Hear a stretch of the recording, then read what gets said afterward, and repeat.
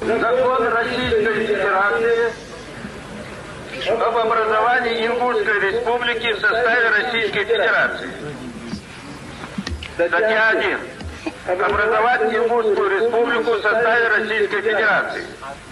Вопрос о Чеченской Республике решить после урегулирования кризисной ситуации в республике.